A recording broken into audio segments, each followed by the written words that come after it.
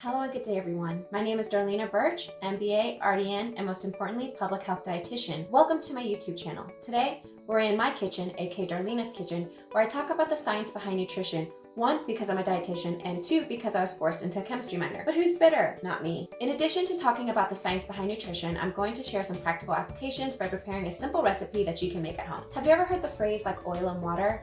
It's basically a phrase that implies two things don't quite go together. They don't mix, they don't mesh well. The same way that oil and water don't mix well together either. We all know that when you pick up that bottle of Italian salad dressing, you have to shake it vigorously in order to get the dressing to emulsify before you pour it out over your salad. What you might not realize though is that there are chemical properties inherent to the two main ingredients, oil and water, which prevent them from continual unity. Hydrophobic interactions. That's why these two ingredients do not mix. Although it appears to be a big scary word, the concept is actually relatively simple. Let's take a brief trip down memory lane, or maybe nightmare lane, depending on how your grades were, back to your high school chemistry class where you learned a simple principle.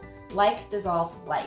Water, H2O, is comprised of 2 hydrogen atoms and 1 oxygen atom. Hydrogen atoms have a +1 charge, whereas oxygen atoms have a -2 charge. Oh yes, I'm about to reference the periodic table. Ultimately, what this means is that water is a polar molecule. This also means that water will bond with other polar molecules, hence the phrase like dissolves like. Simply illustrated, salt dissolves in water because both salt and water are polar molecules. When put together, water molecules bond with the salt molecules, and as a result, the salt crystals begin to dissolve. Any substance that dissolves in water is referred to as hydrophilic, meaning water-loving. Lipids, aka fats, are nonpolar. Therefore, they are hydrophobic, or water-fearing. As a result, water and oil do not bond. Sure, you can shake the bottle of Italian salad dressing and see that the two have mixed momentarily, but the oil will not dissolve in the water. Rather, the two ingredients will actually separate after some time. So what accounts for the momentary combination of the water and oil in your standard bottle of Italian salad dressing? It's actually the second law of thermodynamics. The second law of thermodynamics is one of the most fundamental laws in nature and has profound implications. What this law states is that the level of disorder in the universe is steadily increasing, that as time moves forward, things will tend from order to disorder. So to put things into better perspective,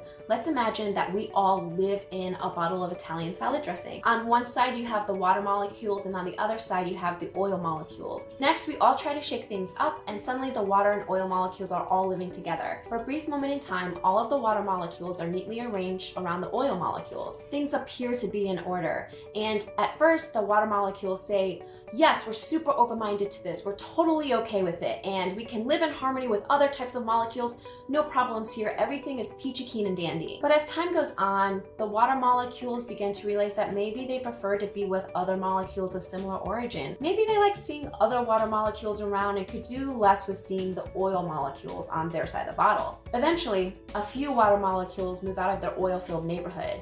And once a few start to leave, then other water molecules start to follow. The next thing you know, all of the water molecules are on one side of the bottle and all of the oil molecules are on the other side of the bottle. The ordered life of water molecules neatly situated around the oil molecules was not preferable.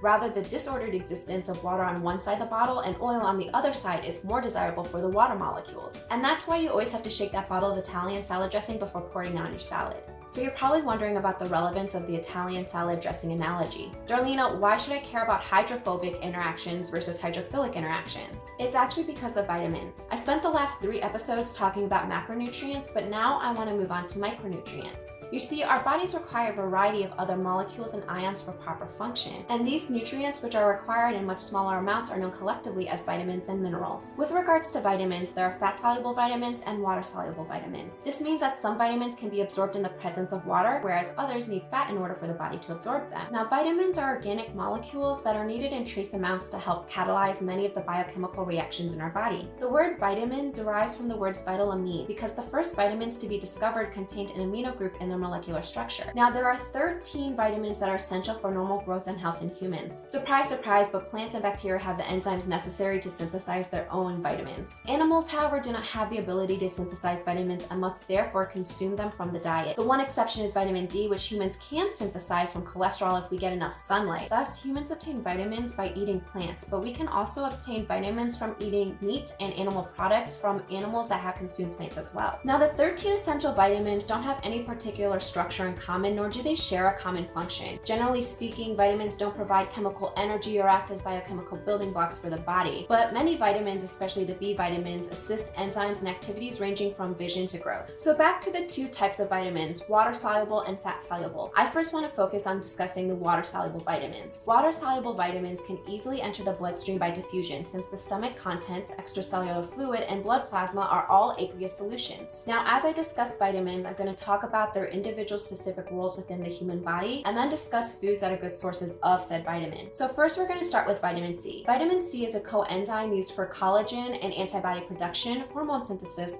cholesterol formation and excretion, and functions as an antioxidant as well. Vitamin C can be found in foods including citrus, tomatoes, bell peppers, strawberries, white potatoes, and cruciferous vegetables such as broccoli, Brussels sprouts, cabbage, and cauliflower. The next water-soluble vitamin I'm going to discuss are the B vitamins. There are 8 B vitamins total that help a variety of enzymes do their jobs, ranging from releasing energy from carbohydrates and fat to breaking down amino acids and transporting oxygen and energy-containing nutrients around the body. But before I detail the 8 B vitamins, I first want to mention what foods are good sources of them. Animal-derived foods and meats such as poultry, shellfish, liver, fish, and eggs are excellent sources of B vitamins.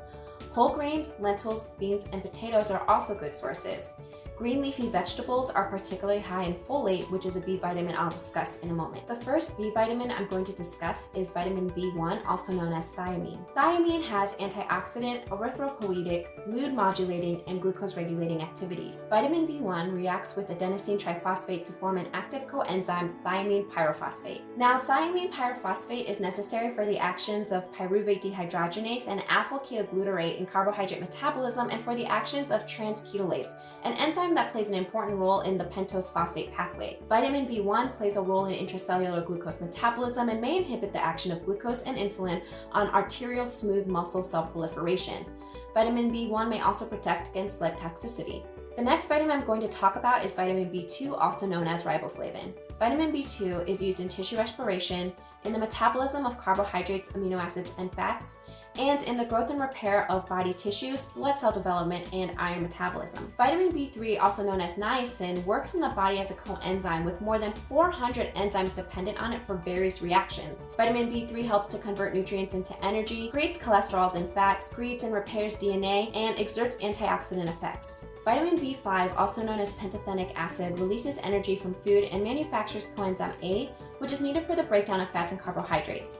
It's also used in the production of neurotransmitters and in hemoglobin formation. Vitamin B6 is also known as pyridoxine. Vitamin B6 releases energy from food, is used in skin and hair maintenance, hormone production, and in the manufacturing of prostaglandins, which are needed for blood pressure regulation and heart function, and it's also involved in the synthesis and breakdown of amino acids. Biotin plays a vital role in assisting enzymes to break down fats, carbohydrates, and proteins in food. It also helps to regulate signals sent by cells and the activity of genes. Now remember I mentioned folic acid earlier in my episode.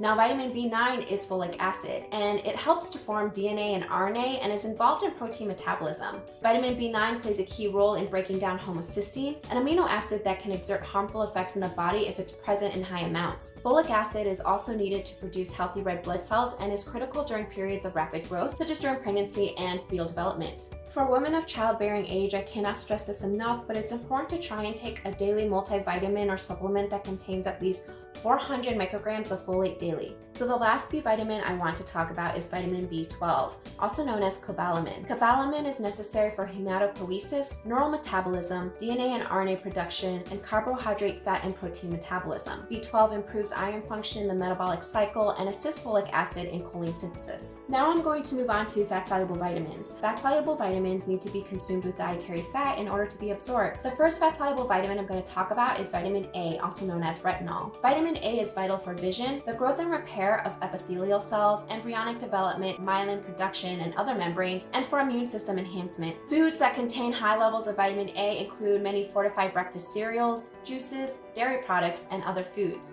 Leafy green vegetables, tomatoes, bell peppers, and beef liver contain vitamin A as well. Next, I'm going to talk about vitamin D, also known as calciferol. Vitamin D is used for calcium and phosphorus absorption and regulation, and it plays a role in insulin secretion. Few foods naturally contain vitamin D, but some foods like milk are fortified with vitamin D. For most people, the best way to get enough vitamin D is actually by taking a supplement because it's hard to try and obtain vitamin D through food. Also, the human body, as I mentioned earlier, can actually synthesize its own vitamin D in the skin. However, many people are insufficient on their vitamin D levels because they live in places where sunlight is limited in the winter, or because they have limited sun exposure due to being inside most of the time. Additionally, people with darker skin tend to have lower blood levels of vitamin D because the melanin in their skin acts like a shade, thereby reducing production of vitamin D. Next is vitamin E, also known as alpha tocopherol. Vitamin E operates as an antioxidant and is used in retinal development and protects the vitamin A in your eyes. It can be found in plant-based oils, nuts, seeds, fruits, and vegetables. The last fat-soluble vitamin I'm going to talk about is vitamin K. Vitamin K helps to make various proteins that are needed for blood clotting and the building of bones. Prothrombin is a vitamin K-dependent protein directly involved with blood clotting, and osteocalcin is another protein that requires vitamin K to produce healthy bone tissue. Vitamin K can be found in green leafy vegetables like collard greens, kale, and spinach. So now that I've talked about vitamins, I now want to move on to minerals. Minerals are inorganic elements and are used by the body to help promote certain reactions or form structures in the body. Minerals are typically consumed in the form of a salt containing the mineral element and another ion. Like vitamins, minerals perform a wide variety of functions in the body. Some, such as magnesium and zinc, enable enzymes to function, thus catalyzing biochemical reactions. Others, such as sodium, potassium, calcium, and chloride, help to maintain electrical and water balance in the body, thus transmitting nerve impulses and stimulating muscle contraction. The body needs many minerals. Because minerals come from the earth, literally from the soil, neither plants nor animals can synthesize them.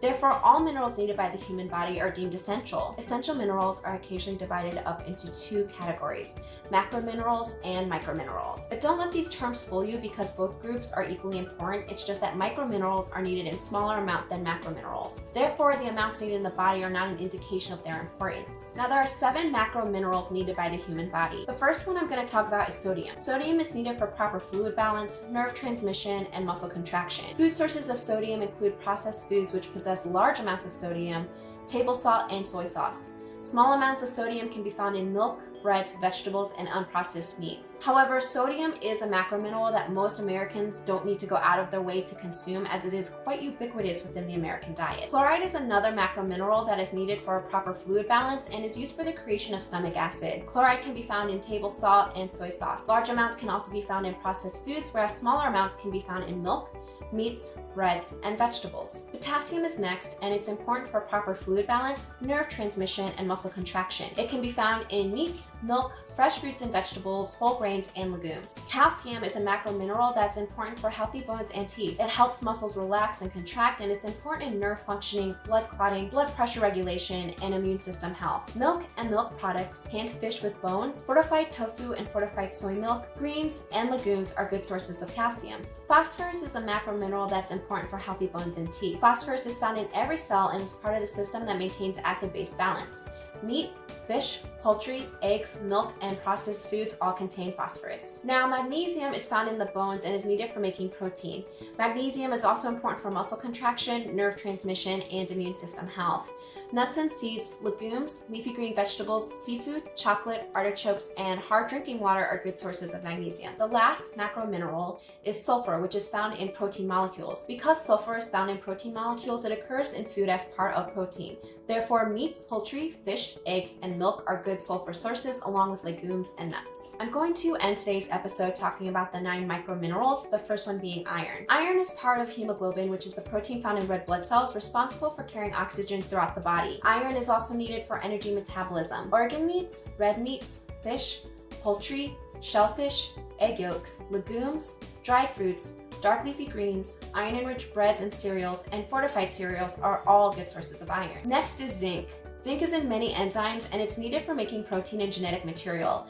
Zinc also plays a role in taste perception, wound healing, normal fetal development, production of sperm, normal growth and sexual maturation, and immune system health. Shellfish, meats, poultry, whole grains, legumes, nuts, seeds, and fortified breakfast cereals are all good sources of zinc. Iodine is third, and iodine is found in thyroid hormones, which help regulate growth, development, and metabolism. Good sources of iodine include seafood, foods grown in iodine-rich soil, iodized salt, bread, and dairy products. The fourth micromineral I'm going to discuss is selenium. Selenium acts as an antioxidant in the body, and I know I've mentioned antioxidants several times now, so just be aware that my next episode will actually talk about what an antioxidant actually is, so stay tuned there. Selenium can be found in meats, seafood, and grains. The fifth micromineral is copper. Copper is a part of many enzymes and is needed for iron metabolism. Copper can be found in legumes, nuts and seeds, whole grains, organ meats, and drinking water. Next is manganese. Manganese is used in many enzymes and is widespread in foods, especially plant-based foods. The seventh micromineral is fluoride. Fluoride is involved in the formation of bones and teeth, and it helps prevent tooth decay. Fluoride can be found in drinking water, fish, and most teas. Next is chromium. Chromium works closely with insulin to regulate blood sugar levels. Chromium can be found in unrefined foods, especially liver, brewer's yeast, whole grains, nuts, and cheeses. Lastly is molybdenum. Molybdenum is used in some enzymes and can be found in legumes, breads and grains, leafy greens, leafy green vegetables,